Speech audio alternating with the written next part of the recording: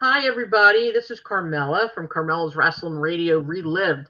And my buddy Jeannie's here with me. Hey, How are you? hey. Good. How are you? Good, good. Hey, I got to tell you something.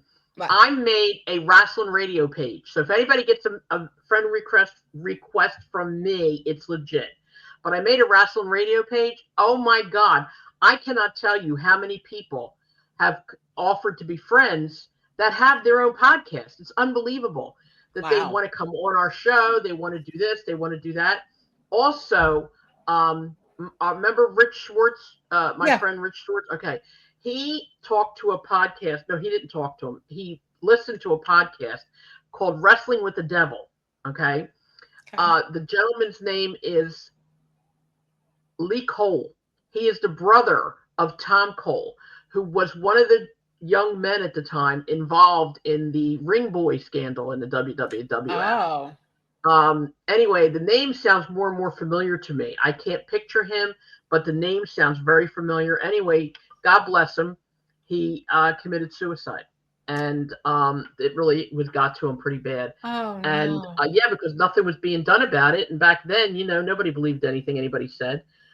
Anyway, he has this podcast now in his brother's memory, in his brother's honor, and I'm trying so hard to get a hold of him to see if he'll come on this podcast. So anybody who watches or listens to Wrestling with the Devil, it's Lee Cole, his name is. Please tell him I'm trying to reach him. I've written to him on his podcast. I've sent him an email. Um, I wrote to him on social media, but he's not getting back to me as of right now. So I'd love to have him on. Um, we're going to talk we're going to talk maybe while we're talking to we have our guest. First of all, we're going to bring her on in a minute, is Kathy Fitzpatrick. Kathy Fitzpatrick is a friend of ours, a very long standing wrestling friend of ours, and she is friends with wrestlers as well. She's friends with Rey Mysterio right now. She was the very best friend of sensational Sherry Martel, and she's going to be on our podcast. We're going to do a lot of talking with her. She's also not feeling well. She's got whatever it is that's going around. And so we're not going to force her to stay on too long, but we'll talk about our stuff after we're done with Kathy. So without any further ado, let's bring Kathy on. Up, there she goes. Hi, Kathy. How Yay. are you? Hi, guys. Hi. Good to see you. Good to see you I'm glad both. you're on our podcast. Well, thank you so much for having me. I appreciate it. Oh, anytime. Are you All of a free? sudden, it's Now, been like everybody's calling me to do a podcast. I'm like, okay, I didn't think I was that popular, but well, but you are for multiple reasons. Number one, of course, people who know you like you. But number two, you were friends with Sherry Martel, and also you have your own podcast, don't you? yeah, we're on VOC Nation Tuesday nights in the room with Brady Hicks um, and local cast of characters, and we have a good time. Now, do you have wrestling guests on as well? Sometimes, sometimes we just shoot the breeze. Um, we've had, let me see, we've had Earl Hebner, Booker, Stevie Ray, Mike McGurk, um, Haku. We've had a bunch of people. Cool, very very cool. Now, do you do what I do to get a hold of them? Like, do you reach out to them, or do you have people who hook you up with them, and how does that work? I reach out to them. Okay, because I'm going to ask you to reach out to a couple of them for us. You know that, right? I'm going to jump on your bandwagon. So yeah, I'd love to have. No I would problem. absolutely love to have Haku, somebody like him on. Uh, I would love to talk to him about the bloodline and all that stuff. I think that'd be pretty cool. Yeah, But Booker, no, he's such a great guy. yeah, I remember him from years ago, but I can't.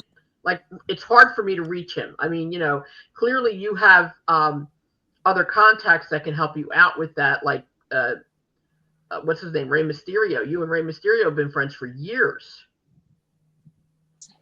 Long Have you ever time. had him? Yeah, have you ever had him on your podcast? because right when we were going to was when he's back with the Fed again. Okay, so he's contracted, so he can't. Yeah. Okay. All right. So let's talk a little bit about getting involved in talking about Sherry Martel. Did you meet her just from being a wrestling fan, or how did you meet her? Very ironically, I was helping out at a gym, and there was a local two ladies that knew a lot of the guys. Nancy was trying to go from and her roommate up the guys and stuff. So one day, working out, walks in Sherry and Randy Savage.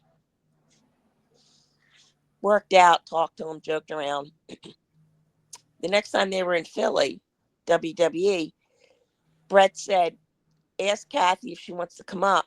Someone will probably need a ride because they were flying out that night. Okay. So I go over. Sherry sees me. She says, hey, do you have a tanning bed at the gym? I said, yeah. She's like, can we go? I said, okay. She goes, I'll meet you at the Marriott, the old Marriott. Mm-hmm. Ironically, you guys were getting there to do a bus trip to Baltimore that day. Okay. And I remember Joel was standing there and Sherry walked in and he looked and she's like, hey, you ready to go? And Joel just looked at me like, okay, where are you guys going? I said, tanning salon, you know. But that was what became 25 years of friendship. So you knew her, like you became friendly ever since then. Yeah. Well, Jeannie just flew off the air for a minute, and we're going to try I to can get her still back. hear you and everything, but Okay. my camera froze. I don't know if it's the weather or what's going on, but Every week it I happens. can Every see week. and hear you guys. Okay. And Kathy, you're breaking up a little bit too. Are you on a computer or are you on a phone? I'm on my phone. Okay. Is it far away from you? Maybe you can pull it a little bit closer because you're breaking up a How's lot. that? That's a little better, I think. Okay. All right. So anyway, we saw that you were on Dark Side of the Ring. Okay. As a speaker, yes. A friend for Sherry. What was her wrestling life like? I mean, what was she like I know she was an excellent wrestler. I mean, I loved her dearly. But I mean, what was her wrestling life like? I know the guys weren't always kind to the women back then. One thing she always made sure of was when she started working with anybody, Ted, Randy, Sean, she would call and speak with the wives and say, I'm working with them. It's a job. There's nothing going on with them. Okay. And so we made sure of that. And they all respected her. Good. See, that's a good idea that she did that. Yep, she was very conscious of how the wives would feel about her working with them. Okay. What did you travel with her too? I sometimes, yeah. When she was with, when was it? I mean, we would do road trips together. She would fly me out to Detroit for a Survivor Series. She got me tickets to fly out to Vegas for WrestleMania, but my aunt was passed, so I couldn't go. Florida, when she was with WCW, every 3 weeks I took vacation in Florida. And a lot of the trips, up and down the road, You know how it is, Carm. Yeah. Oh yeah, I know. Definitely no. What was she happier? Do you think in the WWF/E or in the NWA or WCW? Like, did she ever give you any inclination at which she liked better? No, she valued working with the guys and enjoyed it. It didn't matter. I mean, when she went with WCW, it was going to be, she didn't realize that she was going to be with Booker and Stevie, Hmm. but they became her brothers, and they're my brothers now too. That's pretty cool. That's very nice. That's They're, very nice, and you still keep a friendship with them. oh, all the time. Good. So, what are the chances that we can get Booker on the podcast? He's under contract. He is too now. Yeah, well, he is. Never mind. But I thought he was Yeah, more independent. he Because is, but I don't know. He has his own podcast, so he's very busy with that, and plus he's doing it with ESPN. okay, because I told you I was going to just jump on your bandwagon there for a second, right? Hey, You know that. no problem. Got to try to do it any way you can. Um, No but problem. let's get back to. I'm not going to keep you on too long because you sound like I'm you're okay. really sick. I know Sherry wound up being a mom and being married at a very young age. Did Yes. she only have one child? Yes. Was he born with a disability? No. He it was a couple years after she passed. He gotten sick. And like I said, he's never told me what's wrong. Really? But working in the medical field, I can only surmise. And how old is he now? Jared's got to be in his mid-40s. Yeah, because I saw the Dark Side of Yes. the Ring as well, and yeah, God bless him, he does look like he's having difficulty. Yeah. Is there somebody taking care of him now? Is he with his dad, or? He lives by himself. Um, I know his dad's around. I don't know proximity, how close they are, Mhm. but I know he's still very close with his stepmom. Okay. Sherry had a lot of issues. Well, Sherry, from what I read anyway, she passed away from an overdose. Did Yep. she have a dark history with drugs? Well, the thing was, she liked her weed. Okay. Hmm. She was on um, pain pills for her back. I'll be honest, when I saw the list of medications that they said were in her system when she passed, I can't believe she took all that. Wow. How Because the much of night that was prescribed? that I don't know. I mean, the night before I talked to her, Carm, the night before she passed, she was so clear headed and we were joking around. And she was like, I got something to tell you, but I don't want to jinx it. And I'm like, okay. And she goes, I'll talk to you soon, kiddo. I said, okay, love you. She goes, love you too. And that was the last time I talked to her. And you never knew what she wanted to tell you? Oh, I knew what she wanted to tell me. WWE had said they were going to get her back fixed. She had a back surgery. And they wanted her to come and train the women wrestlers. That's good. That's a shame she But never got to do that. nope. And the next day, when I found out, I'm actually the one that had to call Johnny Ace and talk to him. And I remember Johnny Ace saying, I don't believe this. I said, yeah. That's a shame. And then that's when everybody started calling me. Now, of course, everybody knows that Johnny Ace is John Laurinaitis. Yeah. Back then he was, obviously he's one of the brothers of Animal, I believe, right? Yes. Yeah. And, he was very big years ago when he was wrestling, and he has since now just gotten divorced from his wife. He was married to the Bella sisters' mom. They And I did get believe that, divorced.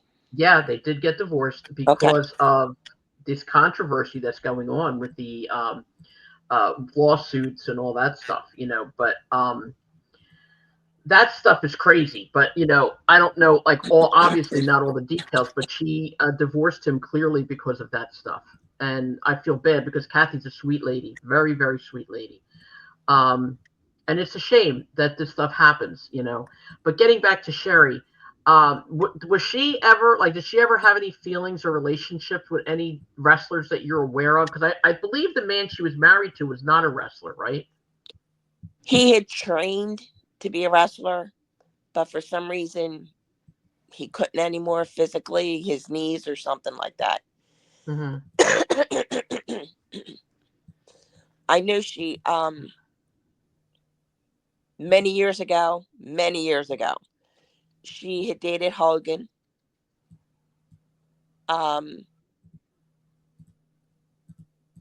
I know she met Ric Flair. She was with Ric Flair too. They didn't date, but she was very, very close with Ric Flair. Okay. Speaking of Ric Flair, did you hear that he is considering coming back for another match, a final match? No. Yeah. Yes. I don't know how or why. How old I is saw he now? money. Yeah, for He money, needs of the course. money. He's about 300 years old now, I think. I'm sorry, I got a cat that wants to climb on me. That's okay. I believe he is 75, I believe. I could be wrong, but I believe that's how old he is. But yes, I heard that he's considering coming back in for another match. But anyway, going back to Sherry, do you think that there would be anything that she would have done differently if she was wrestling today? If she was starting out today in the way the wrestling world is now, do you think she would have done anything differently? That's a good question.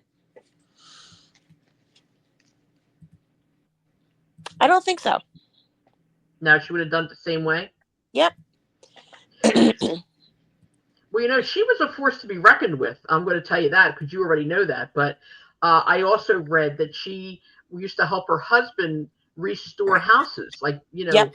fix them up and build them and whatever. And that's not an easy thing to do, not for a man or a woman. And but I read that she did that when she wasn't wrestling or when she stopped wrestling, I think it was. It was when she stopped. Okay. Yeah. What reason did she want to stop, or did she have to stop?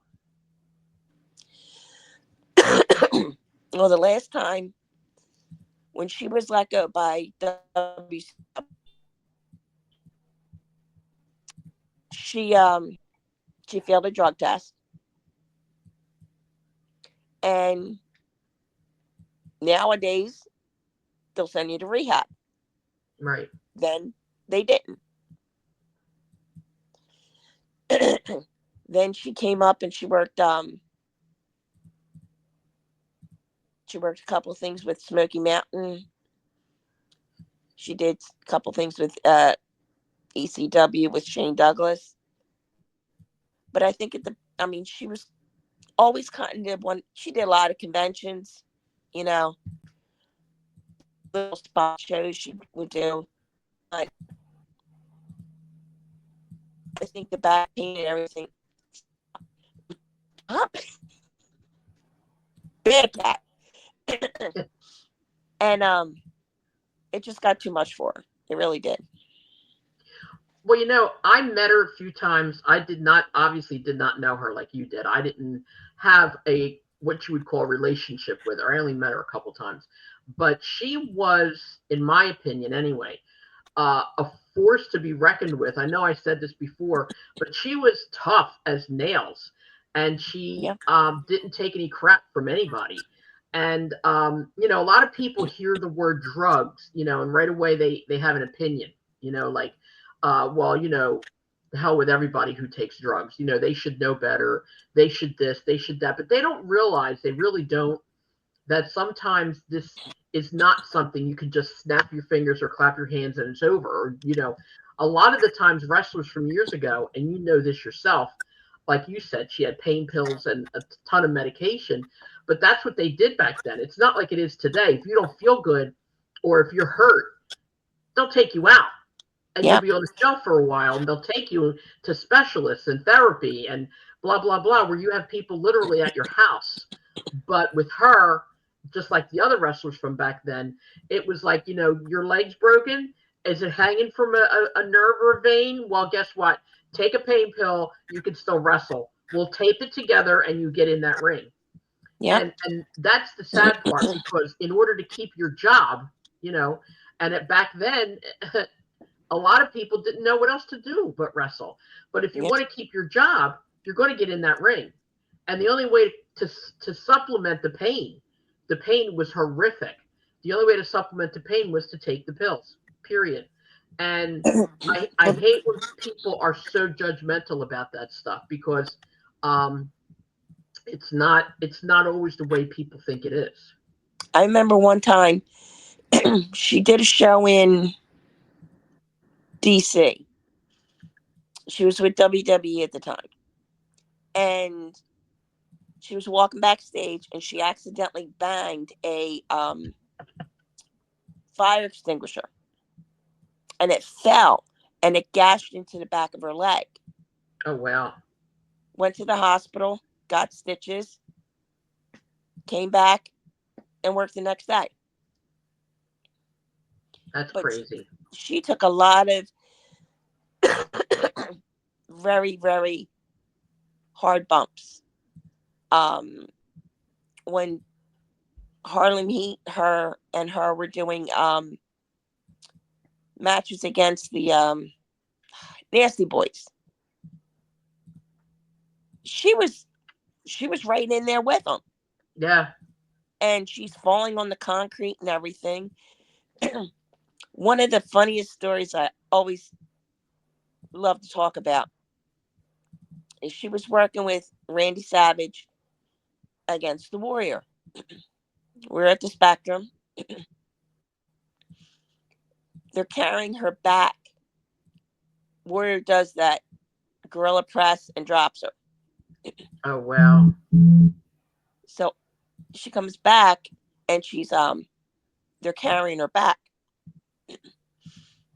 And I'm standing there and Tony Garea walks over and he goes, "You're with Sherry." And my mind working in the medical field is, where's the closest hospital? And he looks at me and goes, "Yeah, she just needs you to bring the car down." And okay. He goes, "Oh, go in and talk to her." I walk in. I'm like, "Are you okay?" She goes, "Yeah, can we get Randy and Kurt a ride back to the hotel?" And I looked at her and went, "What? Are you okay?" She goes, "Oh, that's an easy bump to take. Maybe for you, not for me." But wow, that's crazy. I've seen her, and I know wrestling fans have seen her, and I know Jeannie has seen her. I have seen her literally get thrown around like nobody's business, and I've seen that poor woman. Okay, I have seen her hair get pulled and get her swung around by her head. I think more times than any other female wrestler that I am aware of. It's like, especially back then, and again, like I'm saying, back then there was a lot of respect for female wrestlers. Today it's a little bit different. I'm hoping that it's a lot different. I'd like to see that, but I always had the impression of the fact that she was protected by the guys, but not by the organizations. Correct.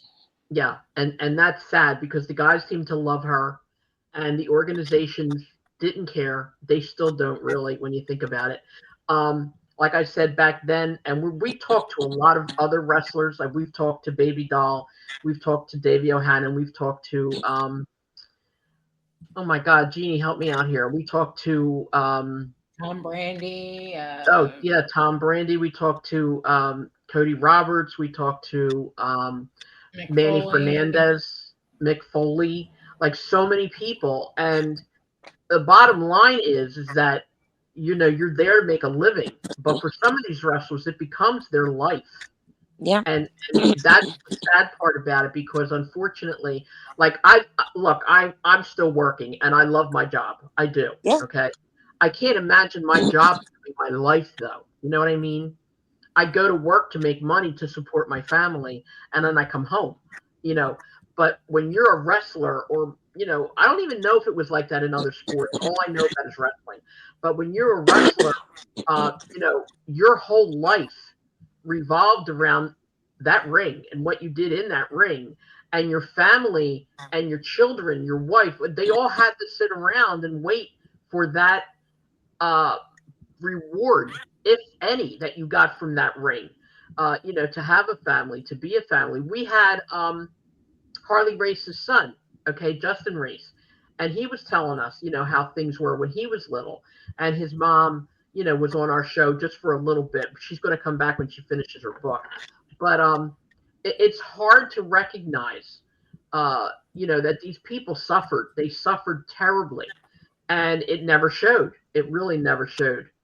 Um, and it seems like Sherry was that kind of person who kept things quiet. She did. Excuse me. She would always be there. I mean, I remember one time I came home from my regular job and there was a voice message from her. She's like, I'm in Newfoundland. Call me. Call the hotel. I said, what are you doing? I watched Silence of the Lambs 16 times. Oh my God. And I'm like, okay. Well, see, one thing no one ever knew about Sherry and me. When we always had a thing that we would do something on Halloween. One year she flew me down to Atlanta for a Halloween party. Aww. She goes, come on. She did my makeup. She did a cat makeup on me. Gave me this outfit, and it happened to be the dress she wore the night that Liz attacked her to go with Andy. Oh wow. Okay. And one of the robes. So we go out to this bar and we're chatting with some people. And the guy says, wow, that's a really cool outfit. I said, oh yeah, it's hers, And he says, well, how much was it? And I went, sure, how much did this cost? She goes, the robe was $3,000 and the dress was $2,000. Oh my God. And I'm like, no one come near me. And she's like, why? I was like, you just told me this outfit for Halloween is $5,000. She went, yeah. Wow. But that's the way she was. Unfortunately, there was a lot of people that used her. See, I was going to get to that, and I didn't know if that was something you wanted to talk about or not. But it's like I've been hanging to ask you about that, because I know things, and I don't know if they're right or not. But I know that she was used by a lot of people, and she was mistreated, like not by, as you say, her brothers or the guys who protected her, but there was a lot of people who did take advantage of her. Oh yeah. And it's a shame. Without mentioning any names, if you don't want to, can you give us an example of what happened that would show the listeners that how she was taken advantage of?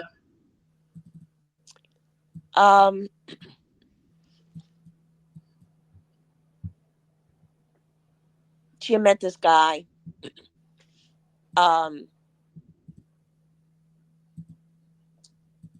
And he was younger. And we were it was an ECW show in New York. Mm-hmm. I get on the elevator and the guy sees me and he knew who I was. But he had made her fly. He made her fly him out to Detroit for Survivor Series, and paid everything.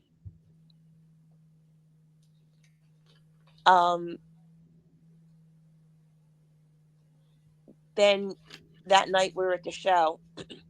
He gives me these flowers to give to her and a card. So of course I have to read the card. Yeah, I'm nosy that way. that's all right. I would have too. So we get up and I give her the flowers. She goes, "Where do these come from?" I said, "So and so." She went, "Yeah, okay." Just threw them on the table. As I was backstage, he got backstage somehow. He tried to have security throw me out. Why? He didn't like me because I was interfering with his friendship. Okay. So, but the problem was with that, Ron and Don Harris were there, the Bruise Brothers. Right, okay. And they were like, "Nope, catch you later." There was a girl that tried to befriend her, and all she did when I couldn't go to the Vegas show because my aunt passing, Right. this girl talked bad about me the whole entire time. And Sherry just turned around and said, "Knock it off. She's home because her aunt passed away." And no one realized that even if we didn't talk for a week, we were always, talking, thinking about each other, talking. When she did the Hall of Fame and got inducted, she called me every single morning to go over her speech. And then she says, "Oh, I got to put something about you in there." I said, "No, you don't."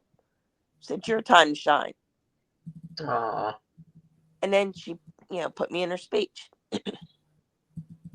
That's really impressive. That really is nice. And it's a shame because like a lot of people, it happens to the guys too with girls, one time it happened to me, something stupid. I was seeing Ivan at the time, and this girl that I used to go wrestling with all the time, she was a real pain in the ass. She was one of those kind of people that, had to be the center of attention. She was, with all the hair and the frills, and I wasn't like that. I just was just me. And she was all dolled up, and she had to go to the gym with the guys, and she lifted what they lifted, and blah blah blah. And I was back at the hotel, and they were at the gym, and she did the same thing you're saying. She went to him, and she said all kinds of bad things about me. And he said to her, "Well, why are you hanging out with her? Or why are you always around her if this is how you feel?" And she goes, "Well, because, she needs me. She does." And he goes, "She doesn't need you. She's got me." And she goes, "Oh, for how long?" She goes, "What are you, crazy?" And he looked at her and he got really mad at her. And you have to understand, he was not the nicest person in the world to other people. I never experienced that side of him, thank God. But he said to her, "If you say one more thing about her, I will hit you in the face with this barbell." Like, just like that. And she was like, "What?" Like, she was in shock, And he told me when he came back to the hotel, he told me, he said, "Why do you hang around with that nut?" He said, "All she did was talk shit about you." And I was like, "I didn't know," and like, she did it all the time. And I mean, God rest her soul, she's dead now. But um, a lot of that stuff happens. There's always that one person or a group of people that don't like people being with another person, whether it's a relationship, a friendship, any kind of capacity, and they try and stick their noses in where it doesn't belong. And I feel bad for Sherry that way because, like I said, it's very well known that she was so easy to manipulate because she was so kind. Yep. and she like it looked like she was like trying to reach out, to people that were nice to her, like you, as an example, because she treated you very well. When we were out in Chicago, was the Hall of Fame. Excuse me. And we went to the ceremony, and she came up to my room and she said, "Oh, here, this is for you." And she gave me a black crocheted shawl. And I said, "Awesome." She goes, "Oh, wait a minute. Here, take this too." And I went, "What?" She gave me a beautiful fake fur coat. Wow. And she says, "I'm in Florida. I don't need it down there." Aw. You know, Yeah, she was very, very sweet. and I have to tell you, when I picked up Ivan that one time for a convention, very nice, said to me, "So where do you live?" I said, "Oh, I live outside of Philly." He goes, "Do you know Carmela?" I went, "Yes, I do." And he would talk very highly of you. Thank you. Thank you. It's funny, we have, and I'm saying have, because Jeannie obviously can tell you, but I really appreciate your saying that, Kathy. Ivan and I met when I was 17. Okay. I don't know how this happened, why it happened, but my mother and I were in Hamburg, Pennsylvania, in the bleachers, just sitting in those little side things where we always sat, and he was going in the ring. It was his first time that he was in a TV taping in Philadelphia or in the area. Mm-hmm. And I just sat there. I swear I'd never met the man. Okay. He walked past me and my mother, and he looked at me before he went in the ring. And of course I was younger and I was good looking. Okay. So let's get that out of the way. But he said, he goes, "You're beautiful." And he said to me, "What's your name?" And I said, "Carmela," And he's like, "I want to see you when I'm done my match." So he went in the ring. And when he went in the ring, he got into so much trouble for this. As soon as he went in the ring, he said, "Carmela," he said, "stand up and wave to me." And he's saying all this in the ring at a TV taping. And they had to cut a lot of things out that he said was crazy. And when he came back out, he said to my mother, goes, "I am in love with your daughter." And I said, "Okay," and he asked me for my number and called me at 3 o'clock in the morning.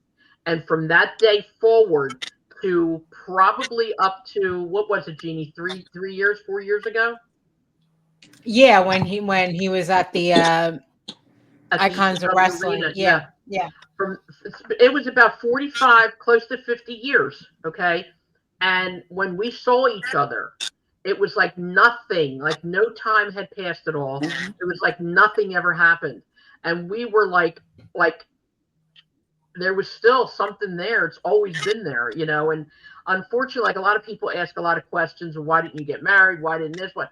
He lived in Texas. I'm over here. I'm not going to Texas. He's not going here. Sometimes you got to make these decisions, But he was not only a friend, he was a boyfriend.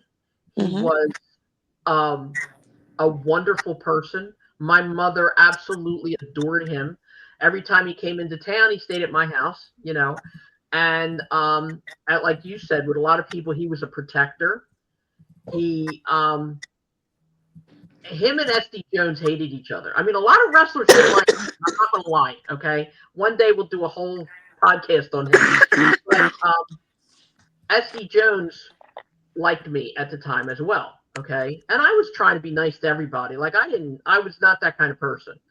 And he and Ivan just did not like each other. And, every time we'd go over and he had this little Jamaican, Nigerian accent or whatever, he called me, instead of Carmi, he'd call me Kami, and he'd say to me, hi, Kami, how are you? And Ivan would say to him, "Stay over there. She's not with you. She's with me." And I'm like, "Stop. He's only trying. He's being nice, But it was just like weird. Like he was very, very overprotective about so much. And I got to be honest with you, when my mom passed away, it'll be 46 years in April that she passed. And I swear it's like yesterday. But when my mom passed away, people got mad at me for this. Okay, her viewing was Sunday night. Her funeral was Monday morning.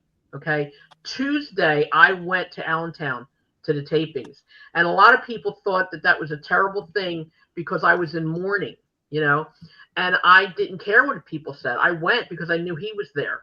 And as soon as he saw me, he got off the elevator and I started sobbing. And, he pulled me through like you would not believe. And he was one of the wrestlers who we got to call my mom while she was dying of colon cancer. And he would call her all the time. And he'd call the house one time at like 3 in the morning. And I said to him, do you know it's 3 in the morning? He goes, I'm not calling to talk to you. He said, where's your mother? He said, put her on the phone. And my mother, Ivan, Ivan, Ivan, Ivan, Ivan. She loved him, and there was nothing anybody could say to her. But yeah, he is a great person. God bless him. He's going to be 84 this month, actually. Really? The end of February. Yeah, yeah. Well, But I know when Sherry first came to meet my mom, I would watch wrestling, and she would sit there. My mom would sit there and say, "Oh my God, she's going to die. She's going to die." And I was like, "No, Mom, she's got this." So she came in, and it was like sitting on my couch, playing with my dog, talking to my mom, and my mom thanked her for always being there for me. That's wonderful, though. See, and like I said before, having this kind of relationship with people, like I was friends with so many wrestlers. Like, so many came to my house all the time. We were always together. You know that. You did the same thing. But it's different when you're friends with them because you see them in a different light. Exactly. You don't see them the way other people do. You don't see them as somebody you want their autograph, or you don't see them as somebody, who's like, oh my God, I want to meet you, I want to shake your hand. It's not. It's like a friend, or more than that, depending on who it is, obviously. But I had fantastic friendships ever. Well, Ever. that's like my niece Megan. When she first met Booker and them, she was 16. So last year when Booker was in, she's married now, has 2 kids. We drove down to see her, and her kids were like, "Oh my God, Booker T's here," Yeah. And his, he walked in, gave her a hug. Her husband's he's in the border patrol. Okay. So he was in the house. He's never been a wrestling fan. So, they take pictures and everything. So all the guys that he works with are joking around saying, dude, the 2 guys from the Pacers basketball team were more excited than you were. He goes, but wrestling's never his thing. But, I mean, when we went to an AEW show, we saw Nigel McGuinness. I haven't seen Nigel in ages. Waved to him. He came over. He immediately, how's your niece? How are the kids? Do you have pictures? Yeah. Yeah. And it's like, like with Rey Mysterio. Mm-hmm. When my uncle was very sick before he passed, I needed money for medical bills. Him and his wife, no problem. Boom, sent me a check. Wow, that's awesome. Booker and Charmel sent me a check. That's great. When Booker was in last year, we did a seminar. It's super crazy. Then we did the convention. Went to see my niece. Went back. We get to the hotel, and he turns around. He's like, he's doing something. I'm not paying attention. He goes, "Oh, here's some gas money." Gave me $500 for gas money. I was like, "Okay, Buck, this could take me to Texas." Yeah, right. I mean, when he was coming in to do WrestleMania, he was actually doing his podcast with Brad Gilmore, and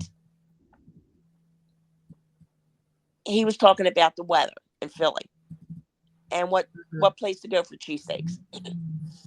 I did not realize he has his phone right next to him, so I text him.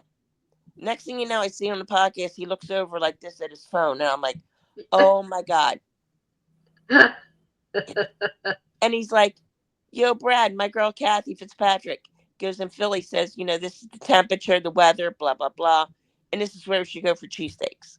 Where did you tell him to go? Pat's. Pat's? Okay. I like Pat's better than Gino's. I'm glad you said Pat's. Well, I select Tony Luke's just because of where it's located. Yeah. But, and then Mysterio. I mean, we've been friends since first days in ECW. Yeah. Great guy. And see, these are friendships that just don't end. You know what I mean? Yeah. They're lifelong friendships. But I want to skip to something for a second, if you don't mind. You said you were in the AEW. What do you think of? Be honest with me now. What do you think of AEW? Not compared to WWE. There's no comparison. There can't be. But what do you think of AEW? How it's working?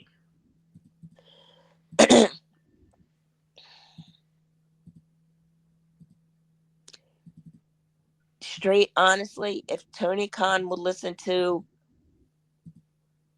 some of the guys that he has under him,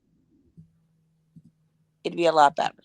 Yeah, I agree. I was going to say that myself because it's true. He doesn't listen to his bookers. He wants to be the booker, and you can't do that. You can't do that. He's got incredible talent there. Will Ospreay? I was waiting for that. I didn't say all of them.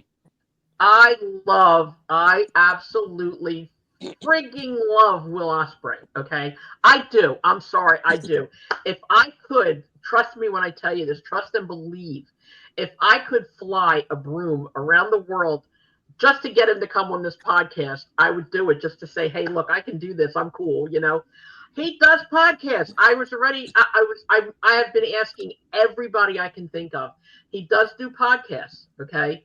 So I'm never going to stop. I'm never going to stop trying. I want to get him.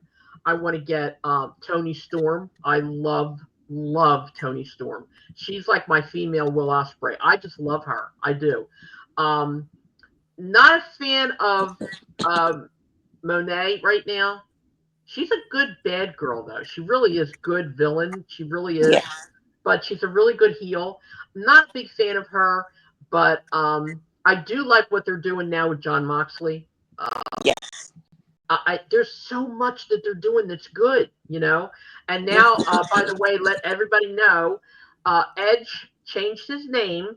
He is now, because the copyright on the Rated R Superstar is over. Okay, so he got it and he took it, and he changed it to he is now the Rated R Superstar Cope. He just took the first 4 letters of his name.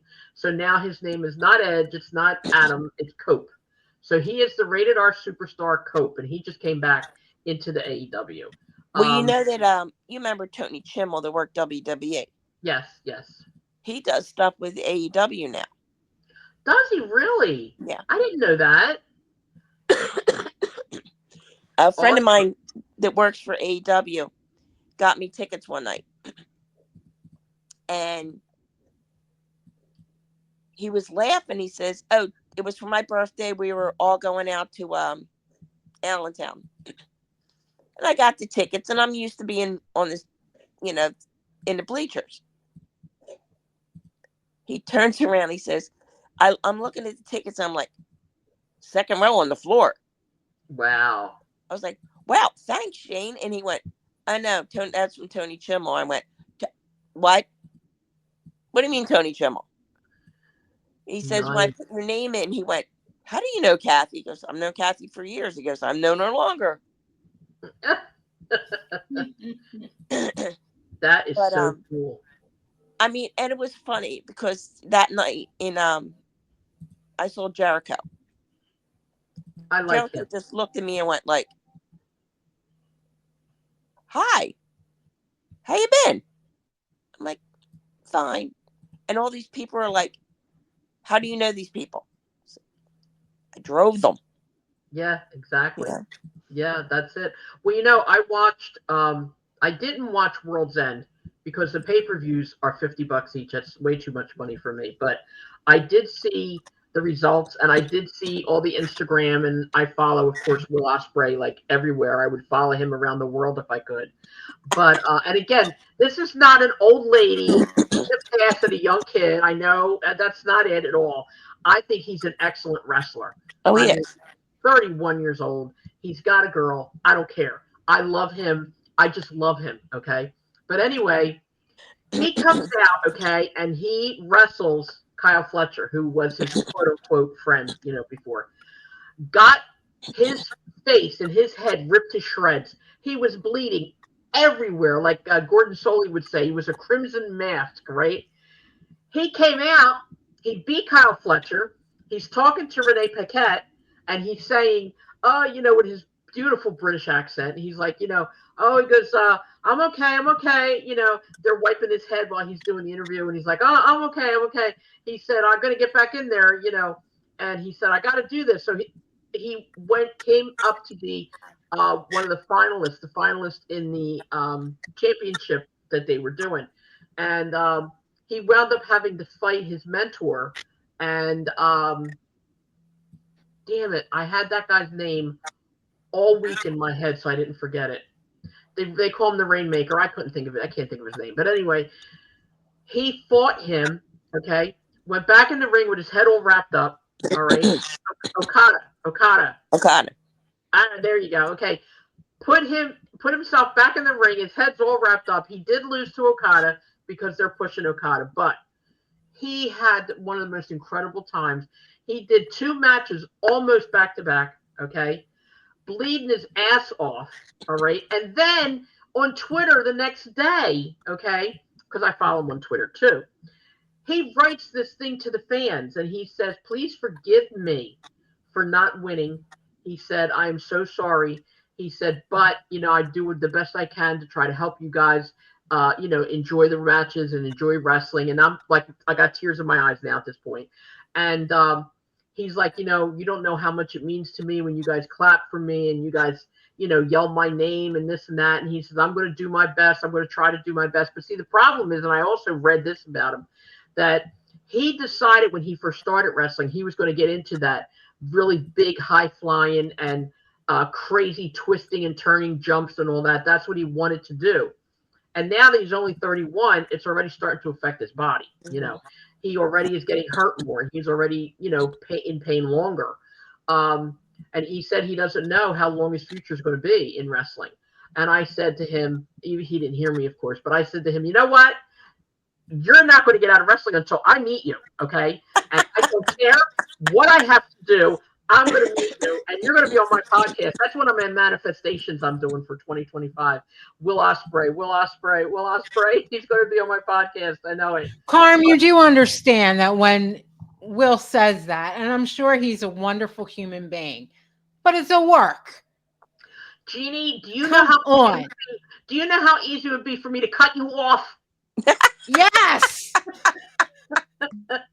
Don't say anything about Will. He's real. I'm not, but I'm just saying, and maybe it's just because I've been around it too long, is that I don't believe anything anybody says in wrestling. It's all a work. It's all a work. You're right. All of it is a work. But, okay, I like Will Ospreay. And so I'm going to God love you. God bless you. You're entitled to like who you like, and that's absolutely fine. I'm just saying, little reality. Stop it. I'm going to be right here, and I'm going to keep saying, Will Ospreay is the only real wrestler in the world. Oh my God, I just love him. You know what it is too, and I love accents. So I love his accent, but he's such a good. And I got news for you, and I'm not just giving it to Will. Kyle Fletcher is an excellent wrestler. Yeah. Ricochet, now that he's in AEW, he's phenomenal compared to what he was in WWE. They're letting him do interviews. They're letting him yell and scream. They're letting him do all his moves. They're letting him, I think Adam Copeland, Edge, is a great wrestler. I think Bryan Danielson is an excellent wrestler. I think there's so many of them. And I'll tell you, the girls are really good. They really are. I just choose to say that I'm going to meet Will Ospreay one day. And when I do, okay, I'm going to have a podcast about it, whether he's on it or not, and everybody's going to listen to it because I'm going to talk for hours about what that meeting was like, and I'm gonna be like, oh my god, oh my god, oh my god. But no, honest to God, remember Jeannie about Nikita? I used to do that, and Yeah. then everybody, I used to talk about Nikita's ass and how Yep. beautiful it was, and I can't tell you how many fans sent me. I still have the pictures. Sent me butt pictures because he did. He had a nice little round butt, you He know. did. He He did. did. I remember that. Yeah, I mean, I didn't want to go to bed with him. I just wanted to look at him, you know. That's it. But he was adorable. Then when I, you know, and they also say you should never meet your heroes, and I've learned that the hard way. Yeah. When I met him, he was extremely disappointing. I did not like him at all. I didn't, and I didn't like his butt anymore after that either, because you know the butt didn't look right. Nothing looked right anymore. But I have to tell you one quick story about Sherry. go ahead or tell us. I'm sorry. She had she went to it was she told the story at the Hall of Fame where she went out with Rick and Arn after a match, and Rick made a pool bet on her of $100. We were at, you know, she gave me the $100. She goes, here, give this to Rick. And it was in a card. She kissed the card, lipstick on it. Give Yes. this to Rick. So, okay. She had seen Rick somewhere, and he was at Philly. I'm sitting in the stands, and he sees me. Of course, thanks to you guys getting us really great tickets there. He sees me, and he goes, he's like, hello, darling. I said, I got something for you. He goes, I know. I went, it's a card. It's a card. And I'm thinking, oh my God, what if someone heard me say, I got something for you? We go back to the Marriott. We walk on the side. I give him the card, and he goes, oh, isn't that sweet of her? And I'm like, Rick, take the $100. He goes, no, put it for drinks. Aw, that was nice. So we had it on the bar, and it was me, him, Tully, Barry, Arn, I guess. And Rick goes, up this round's on Sherry. And I remember Barry going, where's Sherry? And I said, oh, she's wherever. And he turned and he goes, why is he saying that? I said, well, she's paying for the drinks. He went, okay, whatever. When one time we were in WCW in Florida, one of the guys had, I don't know, hooked up with this girl, and the husband came home or something. I don't know. Oh wow. Yeah. Well, the guy and his buddies decided to come to the bar where we're all shooting pool at. It was Pineapple Pete's. I'll never forget that place. Okay. The guys come in, and they're going to start to fight with, I forget who they were. Next thing you know, Sherry's grabbing a pool stick, and she's running outside. Oh wow. She's like, I'll take care of it. So everybody goes outside. And I'm looking at Sherry. I'm like, what were you going to do? She goes, they're my brothers.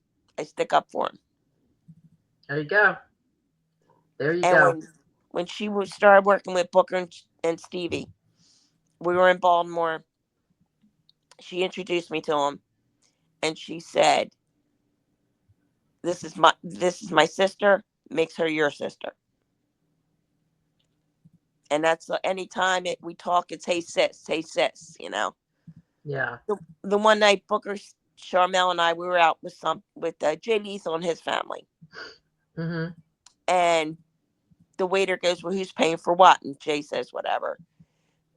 And he looks at Booker. He goes, and you, sir? He goes, me, my wife, and my sister. He goes, your sister? He goes, yeah, the white chick. Ah! And I'm sitting there. I'm like, yeah, that's me. Yeah. But Yeah. I don't think I would have gotten so close to a lot of these guys without Sherry, definitely. But Yeah. also without you and Joel, too, Carmela. Thank you. You guys doing the bus trips, doing the luncheons. You gave fans a way to get to know these guys. Yeah. Thank you. I I mean, appreciate that. the one time was the funniest when you had Lex Luger in Baltimore. Oh yeah. You know, Well, we no were his one first public realized. appearance. The first public appearance he ever did was for us. Well, no one realized I knew Lex when he played Canadian football. Oh wow, really? He was my ex-boyfriend's roommate. So the one night when I first met him in Philly, I was talking to Tully at the bar, and he said, I was drinking a Long Island iced tea, and he goes, "What are you drinking?" I said, "Long Island iced tea." He goes, "Ooh, gotta be careful of them, girlfriend." I went, "Where I went to college, you didn't drink, you didn't stay." He goes, "Where'd you go?" I said, "Penn State." He goes, "You're Luger, Penn State." And he looked over and he went, "Kate?" And I'm like, "Kate? Oh my God, Larry." He went, "Yep." Ah, wow. Isn't that crazy? It's a small world, huh? Oh, I mean, we always had a great time with him. Yeah. Yeah, we did too. He was a really nice guy. When he did that appearance for us, it's so funny because like now people charge what 10, 20, $25,000. When he did that appearance for us, we were going to give him $100, and he said no, thank you. Mm-hmm. How about that? Yeah, $100 for Lex Luger, and he turned it down. Unbelievable, unbelievable. And today, the whole thing has turned into the worst. And like you said, Kathy, because I've said this on other podcasts, I would love to be able to still do what we did, Yeah. have luncheons and have dinners and all. But you can't get these guys. You really can. As much as I try, the only people that we can still get are people that we know. You know what I Yeah. mean? Like you can't call WWE and say, "Hey, guess what? I want to get Roman Reigns to do a luncheon. What do you think?" First of all, you can't do it. Secondly, they'd laugh you right out of the room. Or if you can even get somebody to talk to. But it's sad. It's sad because the fans are not considered people by them, by any of the Yeah. organizations, really, unless it's an indie show, because they're just considered dollar bills. They're just considered money. And that's all that Exactly. matters. Yeah, that's all that matters. Um, Now, with people like the WWE going to Netflix, AEW now is doing stuff on Max. The problem is that a lot of people don't have these streaming channels. So now they're going to have to pay to get them, number one. Number two, okay, a lot of people are going to, like, I heard reviews about the AEW on Max, and as great as it was on TNT and TBS, they do picture in picture during a commercial. Now on Max, when there's a commercial, it just cuts right off. So you miss all that. So the fan, and that's just, I don't believe, and I really and truly, I wish I could talk to Tony Khan too, but the people don't get treated like they should. None of the organizations look at what is best for the people, for the fans. They look at Yeah. what is the almighty dollar, and that's Yeah. it. Well, And that's that's all sports. I mean, look at, yeah, the NFL, for example. I mean, ticket prices, for parking and souvenirs and food and, whether it's baseball or, hockey or whatever. It's all about, that's the capitalist country we live in. It's all about it's the money. crazy. It's crazy, and I And got a people feeling it's pay going it, but people pay it. But So people pay it exactly because they also do not try to change things. Unfortunately, it takes a village, as they say. If Yeah. if millions of people, which will never happen, if millions of people it'll stuck never happen. together, No. no, you're right, it won't. If millions of people stuck together and said no, it would stop or it would change. Something would happen. You would need billions of people. Yeah. Not Oh, billions. You yeah, would like need the billions. the 8.6 billion people that are in the world or something. Exactly. But listen, I wanted to talk to you. If you're ready to go, you can go if you don't feel well, I'm because fine. we have to talk about May 3rd, Jeannie, right? Yes. I feel crazy. Poor Jeannie. I love you to death, but like I'm looking at this blurred screen with I nobody on know. I'm it. sorry. I'm sorry. It's okay. It's not your fault. I'm using Um, my works webcam, so it's what I have. So I think I'm just gonna have to go out and buy another one for the podcast because this one is crap. well, I have But my. it is I what don't it even is. have one. It's not in the computer, so I had to use hers. But anyway, are you going to go, Kathy? Are you going to be involved in the May 3rd at all? Well, Joel called me today. Oh, okay. because he saw that I was going to be on tonight. And he said, yeah, he's going to abuse me severely. Oh, is he? Okay. So you're going to drive, right? Yeah, and I did offer when they do that around the ring match. Lumberjack? The lumberjack match. I'd be more than happy to take a Singapore cane and hit Mike Bruno. I'd be more than happy to. Right? That's what I think a lot of said. people, See, Jeannie, we I think think a lot alike. of people do.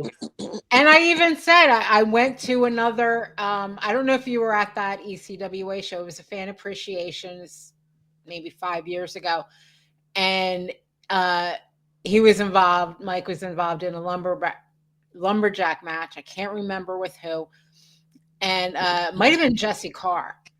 Anyway, Yes. I got picked to be at ringside, and constantly Mike just saying, "Don't touch my hair. Don't let anybody touch my hair."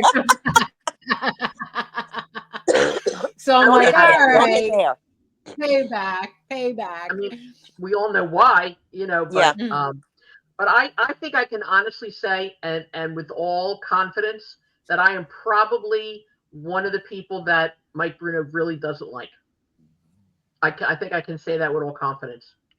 Really? Not really sure why, but he doesn't like me. We've never had words that I remember, but then again, I'm old, so you never know. We could have had a lot of words that I don't remember, but I don't know. But anyway, they're going to have a fantastic show. It's one and done. It's the final show. A lot of wrestlers are going to be there. All of the ECW people are going to be there. No, TWA people. I'm sorry. All of them are going to be there. There's going to be three, if I'm not mistaken, three final matches there. Breaker Morant is going to go against Chris Wilde, and that's one of the reasons that the championship belt was made. Whoever wins that is going to be the TWA. Why do I keep saying ECW? TWA champion, and that is Breaker Morant's last match. Okay, he's also going to eventually be on our podcast. The next one is Tony Stetson. He's going to go against Mike Bruno, and that's going to be his final match. Tony Stetson is really looking forward to this because he wants to just kick his butt. Yeah, he does. And also, from what I understand, maybe like Jeannie said, 4 last matches. The Rock and Roll Express, this is going to be both of their last appearance or match or whatever. So there's a lot going they're on. retiring at the end of 2025. So that won't be their last match, but probably their last match in the area.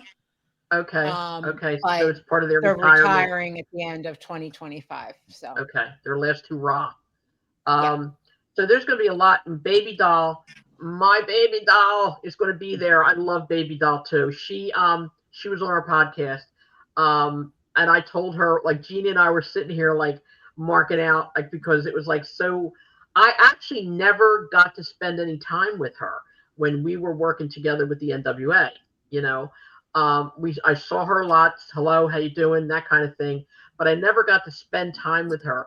So when she agreed to do the podcast, and I got to tell you, God bless her, because I tortured her. I tortured her to get her to do the podcast. I did. Anybody who knows me knows that I can be the biggest pain in the ass in the world. Okay. And I was like, when it first started out, she's like, well, I'm really busy on Saturdays. And I'm like, we'll do it any day. Anytime you want, we'll shoot, we'll do it. And we'll drop it on Saturday. And then she's like, well, her son had to go to school. And I'm like, well, all right, we'll do it in between when he's not home, when he's, whatever. And then it was like, well, give me a couple weeks, call me back in the summer, whatever. And the summertime came. Okay, so are we going to do this? All right.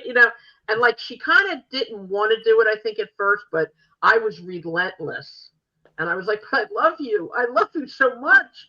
And then she finally, God bless her, agreed to do it. And then when she came on, I couldn't. I was just like acting like a little kid, so imagine what I would do with Will Ospreay, but that's whatever. And I think that's a beauty part of it, though, when you are a fan of something, even though we have been with wrestlers and we've had friends that were wrestlers and we have shared time and blessings with wrestlers. In my opinion, anyway, if you really love it, you kind of never stop really being a fan. You know what I mean? Exactly. You do different things. Like Jeannie is like into the indie stuff, but she's still a fan, Well, no so is matter what. Kathy. So is Yeah. Kathy. Yep. Kathy goes to the That's indie right. We shows. see you all the time there. Exactly.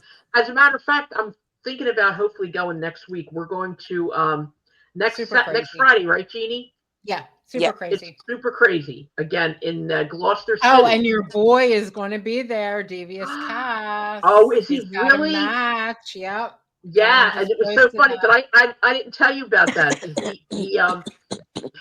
He insulted me from the ring, okay, and he never thought that I was going to go wait for him after the matches, you know.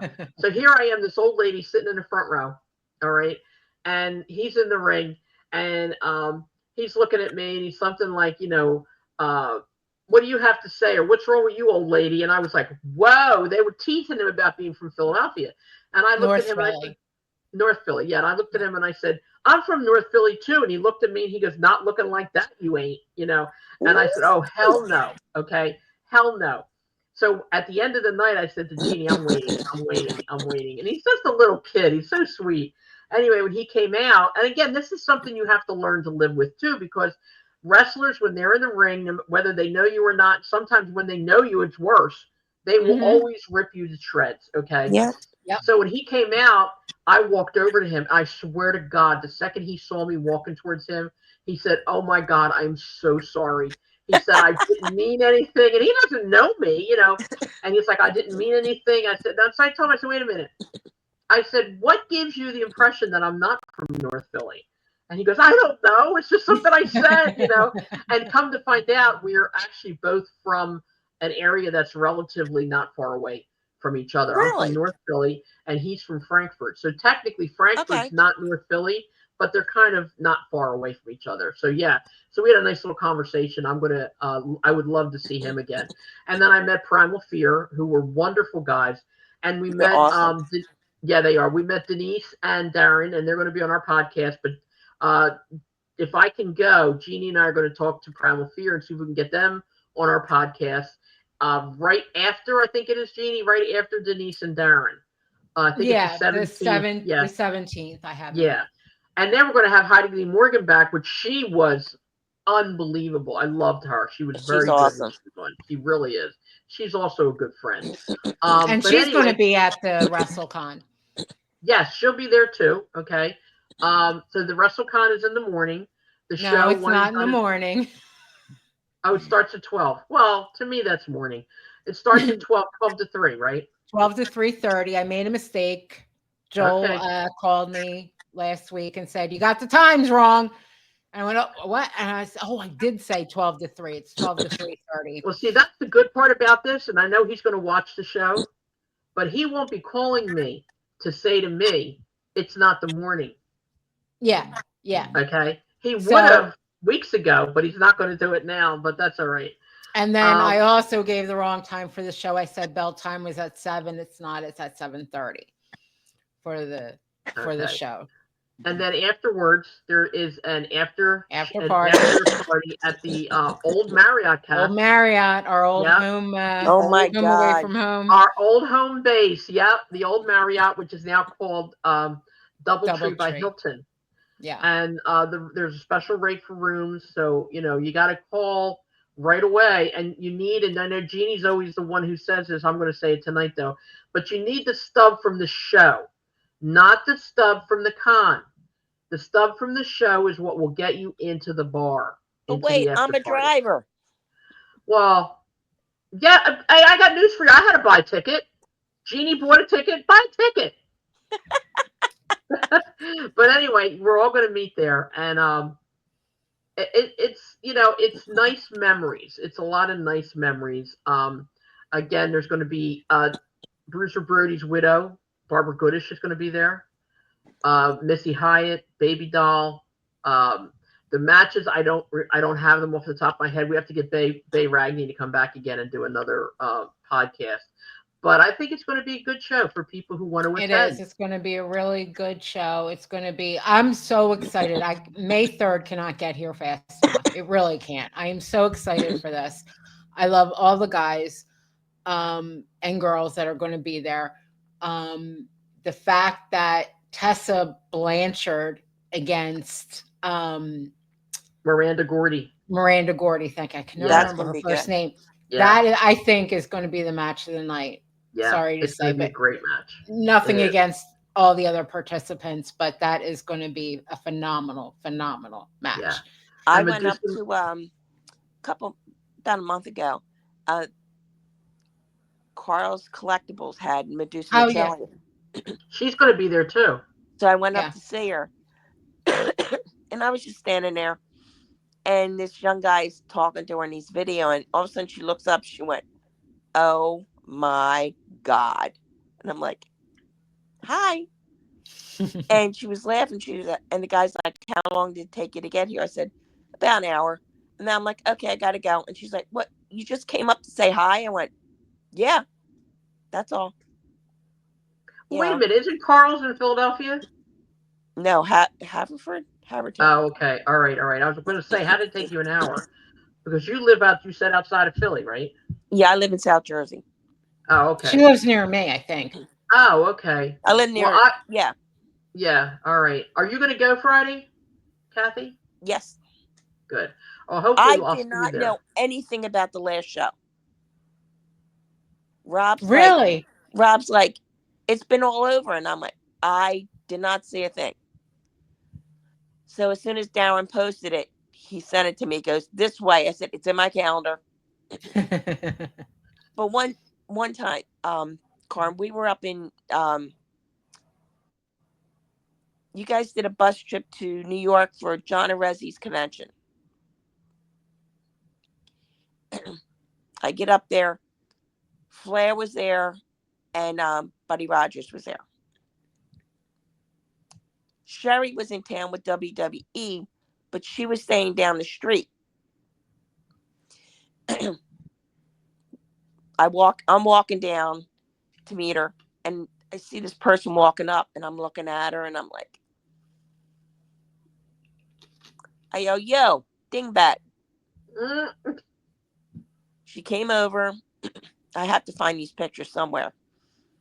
And Flair introduced her to Buddy Rogers. And we got the pictures. Oh. And Buddy Rogers, actually, my grandfather and my uncle were very good friends with him. They did his lawn for years. Oh, really? So when you guys had him in that one time, I remember saying to him, I said, I'm sure you don't remember. And he went, "Who was your uncle and grandfather?" I said, "Abe Ackerman." He went, "Oh my God, Abe, he was the best." Oh. And that was one thing very special. And I've always remembered, and Jeannie can tell you, she does pictures, I do pictures. You never know when the last time is. Yeah. That's true. That's very true. And that's a good point. And there's a Um, lot of pictures I wish I had. yeah, Yeah, me I too. lost a lot over the years. And it's a shame because not even wrestling, I have multiple pictures that I lost of my mom. Yeah. And that breaks my heart. It really does because my mother was Ringside Rosie. My mother was the most fantastic person I have ever met in my life. And my mother was, the wrestlers loved her. If it wasn't for her, I would have never had the connection with wrestling that I really had. Yeah. Uh, she was the one who started with them coming over my house and eating dinner there and sleeping over and hanging out. And I just picked up where she left off. But it's sad because like and I envy people. Like I have my podcast now. Somebody had said to me last year, why don't you do something with the Rasslin Radio tapes or make a podcast or whatever so your kids will have a legacy, and I never thought of it, but it's something to leave behind. It really is. And I have to tell you, at my age, like I talked to somebody today on Messenger, and he's 36, and he said to me, "I can't believe you're 67. I didn't know you were 67 with a podcast." I said, "Yeah, well, it is what it is. It's just something that I do. It's something I wanted to do. I never wanted to get out of wrestling, and I never did, Um, and it's just something like everybody says. Once it's in your blood, it's in your blood, and that's it. Whether you are a wrestler, whether you're an announcer, a referee, a podcaster, radio spokesperson, whatever. Okay, once it's in your blood, going to stay there forever. And anybody who definitely. tells me that it's not is lying. Exactly. Well, speaking of in your blood, your amazing, gorgeous, beautiful daughter, Daniela. I have to say, because Joe called me the other night, and I was saying about Daniela doing the shirts, and he went on for like a good 10 minutes, if not longer, on how phenomenal Daniela is as an artist. He's blown away by her work. I can't wait to see these shirts, Well, and they'll be there at the con. I've seen 11 of them. She has to have so many done, I think, by the 14th, she said. I'm glad that Joel's calling you and telling you this because he's not calling me. But she's beside herself excited to do this. She's shown me, different things. Like she's trying to take the pictures and formulating them in her own artwork, into the product. Right. And she's like, Mom, she goes, some of these wrestlers don't have any clear pictures anywhere. Can't you do something? And I'm like, I don't know what to tell you, kid. Most of the pictures that you are going to get are online unless somebody has. Actually, you know what? I might be able to reach out to Ryan Kavanaugh because didn't he take a lot of pictures that day? Yes. He took pictures, but not young ones. They're mostly old ones, like all of us old. But I'm trying to help her as much as I can. But she is, like I said, beyond excited. Kathy, I don't know if you ever see my daughter's artwork. Yes, I have. She made this. Yep, that's me. But God bless her. She really, and not because she's my daughter, but she's good and she loves art. She has 2 degrees, and she may be going for her master's. That's awesome. So she's good, and she does like incredible stuff. And some of this stuff I want to punch her in the face because she won't let me see it. She's like, oh, I drew 10 pictures and I put them on social media. I'm like, what social media? I can't see it. And she's like, well, she has TikTok, which I don't have. And she goes into others. She goes, that's not for you, Mom. She said she loves anime. And she does, and I like it too, but she does a lot of that stuff, and she belongs to like this anime forum kind of thing. And she puts all these pictures there, and over there she's got like 2,000 followers. I'm like, no, why don't you put them on Instagram? And she goes, but Mom, the people on Instagram and Facebook don't like anime like these people do. I'll never get 2,000 followers there. I said, but you never know. Just put it out there, No, what do I know? I'm just a mom, I don't know. What do I know? But yeah, I'm proud of her. I'm very, very proud of her. She's a wonderful artist. Thank you, Jeannie, for bringing that up. I appreciate it. Yes. And so at the con, they'll have Daniela's t-shirts. I think, I think there's going to be 4. I could be wrong. Don't quote me on that. 4 different kinds. I don't know for sure. I know she put together a tutorial kind of thing for Joel, and she did, she taped everything herself, explaining it, showing him what it was, blah blah blah, and he seemed to be really okay with it. I mean, even Bay was like, he was happy with it, which it makes me very proud. I'm very grateful. But that's going to have to be between her and him. It has to be between her and him. But yeah, she whatever he told her to do is what she's doing. So that's, like I said, I'm not 100% sure. All I know is that she said that he wanted her to go on May 3rd. I think. I don't know. Yeah. Like I said, I don't know. She'll be from what I understand, she'll have a table at the con with all her shirts for sale. Oh, really? No, I didn't even know that. See, she doesn't tell me anything. Yes, you really. Did. I didn't know she was going to have a table. I thought she was just going to be there to sell them. I didn't know she was how do you think she was going to sell them? I don't know. I just thought, she was just going to be there. I don't know. I didn't think about it. All right, Jeannie? First you yell at me about Will. I'm friends. Now you guys have been friends way too long. We have been friends since this girl was about 18 years old. Yep. Yeah. Really. She's like my Technically, sister. I was 17, but yeah. Well, okay. A couple weeks before my 18th birthday. Kathy, do you remember? I don't know if you remember. I have pictures. I'll have to dig them out. Carmela is the only person on the planet that has ever thrown me a birthday party. Never had one. on my 21st birthday at the Marriott. Yes. You were there. And you were there Yes. because I have pictures of you there. Oh my God. Yeah, you were there. Yep. That was a fun night. As a matter of fact, it would be nice if we could get John McCarthy on the podcast. I mean, it's not for wrestling, but he's still good looking. So what the hell? Yeah, he was the big stripper. I remember him. Yeah, he's on Facebook. I'm friends with him on Facebook. He's more, going to Jesus, and religion and stuff like that. So I don't know if he'll do a podcast and talk about him stripping, but it'd be nice to ask. I love Jesus too, but I'll still talk about that shit, Can I plug one thing? Absolutely. Okay, February 8th, which yes, technically is Sherry's birthday. Okay. There's a company in Somerdale, New Jersey, MAWA, Mid-Atlantic Wrestling Alliance. They're doing a women's battle royal. Sherry Martel women's battle royal. Oh, really? Yep. Can you get us any of the girls to come on the podcast, or we'll do a Sherry Martel podcast? I'll reach out to Joey Corrado. He's the one that's in charge.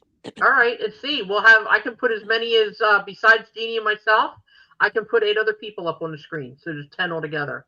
I would love that. That would be an honor to do. And it would be honoring Sherry Martel. Absolutely. Absolutely. And yeah. We're trying to get, I've been in touch with a couple people about getting some old pictures of her that maybe I can hopefully get enlarged. Or drawings or whatever. Mm-hmm. I mean, I was going to try to get t-shirts made, but I don't have the extra money, and I'm not going to make the guys put the money out. Yeah, I know. But it's February 8th at Somerdale VFW in Somerdale, New Jersey. I think it's $20. It's a VFW hall, so yes, there is alcohol. Okay. But it's to honor Sherry and what she did. You know what to do when we're done here? Send it to me on a text, all that information. And Jeannie and I will keep plugging it. We'll keep plugging it every week on the show like we do with everybody else. Okay, that'd be awesome. We'll keep posting it. And when it gets closer, it's funny. I tried to I wanted to ask you this. I tried to tag you in today's post that I put on Facebook about tonight. Mm-hmm. And I think because I put you down as Kathie, but you don't come up as my friend for some reason. We are friends. Yeah, that's how I am on I'm that way on Facebook. Kathie. Yeah, so I said I tried to do Kathie Fitzpatrick. Yeah. But the only thing that comes up is Kathy Jones Fitz. That's not you. No, no, exactly. I don't know why your name didn't turn blue. You know what I mean?